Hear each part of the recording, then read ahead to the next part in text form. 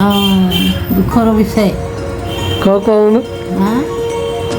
ଆଗରୁ ବୁଢ଼ା ବୁଢ଼ୀ ଧାନ କାଟିକିରି ରାତି ଯାଏଁ କଳେ ସିଏ ଭାର ଆଣିବ ଦିଟା, ମୁଁ ମୁଣ୍ଡେଇକି ଆଣିବି ଦିଟା, ଆଣିକିରି ଘର ଜମା କରିକିରି 2 ଜଣ ସାରା ପତଳି ପକେଇବା।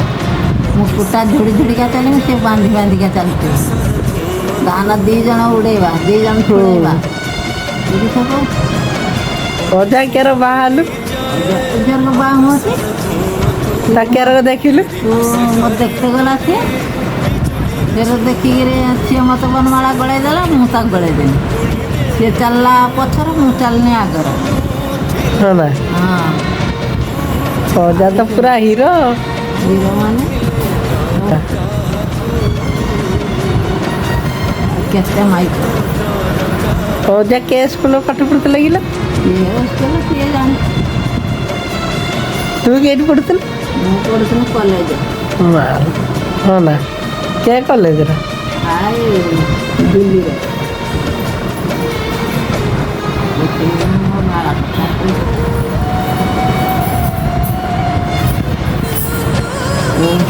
ତୁ ଦିନର ଟିଭି ଦେଖିବୁ ନା ମୋବାଇଲ ଦେଖିବୁ, ରାତି ହେଲେ ଶୋଇବୁ। ବୁଢ଼ୀ ତ ଚାହୁଁଥିବ କିସରେ ସେଟା ବନ୍ଦ କର, ଫେର ଟିକେ ପେଟ ଆଡ଼କୁ ନେଲୁ, ଫେର ଆଙ୍କି ବୁଢ଼ୀରେ ନାଗିଯିବ, ଫେର ଆଙ୍କି ମେଲେଇଲେ। ତୋର ତ ଏଇ ଦିନରେ ଶୋଇଲୁ, ମୋର ତୋର ସାଙ୍ଗରେ କଥା ହେନି। ତୋର ରାତିରେ ଦେଖିବୁ, ଦିନରେ ଶୋଇବୁ। ଅଜା କଥା କହ ଆଉ କିସ? ଅଜା ଆଉ ଅଜା ତୋ ମାଇପ ଆଇଥିନ ବାହା ହେଇଥିନ। ଅଜା କଥା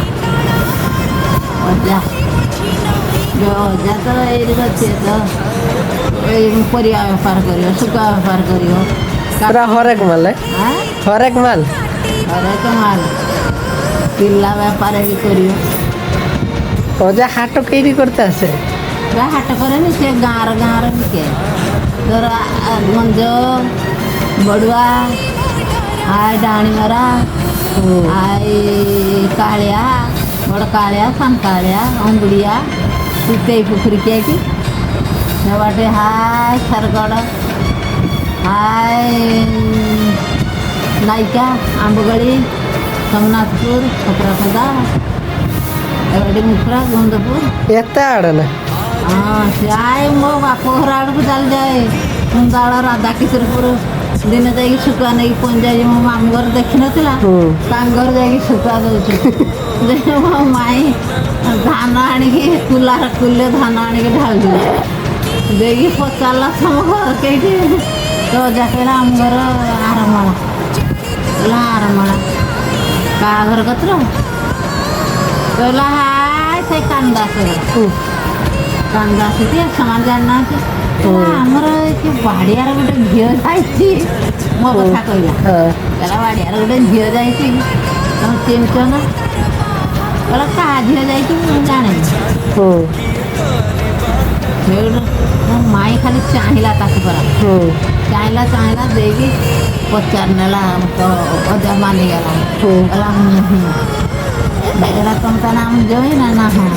ସେ ଖାଇବ ଚାଲ। ନା ମୁଁ ଖାଇମିନି, ଅପରଥିନା ହେଇଛି, ଗାମୁଛା ଟିକେ ହେଲାକି ଚାଲ ବ୍ୟବସାୟ କରିତେ ହେଇଛ।